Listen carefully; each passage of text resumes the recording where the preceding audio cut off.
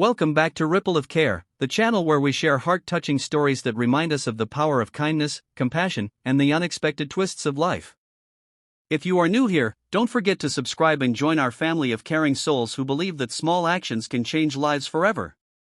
Today's story will take you on an emotional ride where wealth, pride, and innocence collide in the most surprising way. Get ready for a tale that will make you believe in humanity again.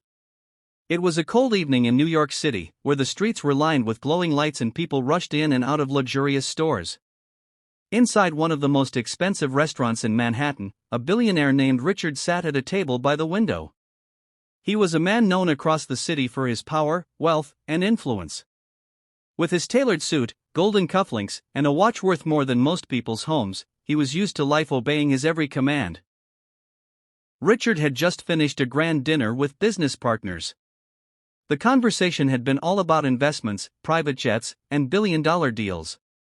As the waiters cleared the table and brought the bill, Richard reached into his pocket, pulled out a sleek black titanium credit card, and placed it on the tray with his usual confidence. But then, something shocking happened. The waiter returned looking nervous and whispered, "Sir, I am sorry, but your card has been declined." Richard frowned. "That's impossible. Try again." The waiter nodded and rushed back. Moments later, he returned with the same look of embarrassment. "Sir, it didn't go through. Do you have another card?"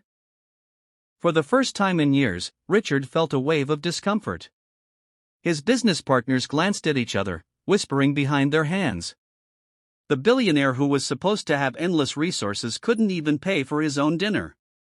His face turned red as he searched his wallet. But to his horror, he realized that in his rush to leave his office, he had left the rest of his cards in another jacket. The restaurant had grown silent. The clinking of glasses and chatter had paused as curious eyes turned toward the scene. Richard, the man everyone admired and feared, sat frozen. Then, from the corner of the room, a small voice broke the silence. "I can pay for him." Everyone turned. Standing near the counter was a little girl, no older than 8. Her clothes were simple, her shoes worn out, and her hair tied in a messy braid. She held a small pink purse in her hands. The manager raised his eyebrows, unsure whether to laugh or cry. The girl walked slowly toward Richard's table. "Don't worry, mister. I have some money. You can use it." She opened her tiny purse and pulled out a few crumpled dollar bills and coins. It couldn't have been more than $7 or $8, but she placed it on the table with pride. The entire restaurant gasped. Here was a billionaire, embarrassed by a declined card, and a poor little girl offering her last bit of savings to help him. Richard looked at her, completely speechless. The waiter whispered, "Sir, the bill is over $1,200. The girl smiled sweetly. "I know it's not enough. But it's all I have. And my mama says when someone needs help, you should give what you can." Richard's throat tightened. For a man who had lived his whole life surrounded by luxury, power, and greed, this moment pierced his soul like nothing ever had. A child, who probably barely had enough to eat, was willing to give away her little treasure to save a stranger from shame. The manager was touched. "Sir, I think we can make an exception. This little girl has already paid enough." The staff nodded, and even the business partners who moments ago looked smug were now staring at the child with admiration. Richard knelt down to the girl's level. "What's your name?" he asked softly. "Emily," she replied, smiling shyly. "Emily, do you know who I am?" She shook her head. "No. But you looked like you needed help. And Mama says we should always help." Richard felt his eyes sting with tears. For years, he had chased money, success, and power, forgetting the simplest values of life. And here was Emily, a little girl with nothing, reminding him of what truly mattered. He stood up and addressed the room. "Ladies and gentlemen, tonight I was taught the greatest lesson of my life.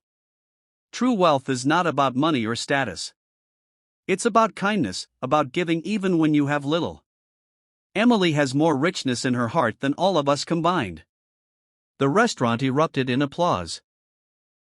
Emily's cheeks turned red, but her smile grew wider. That night, Richard didn't just pay the bill after sorting things out with the restaurant later. He did something much bigger.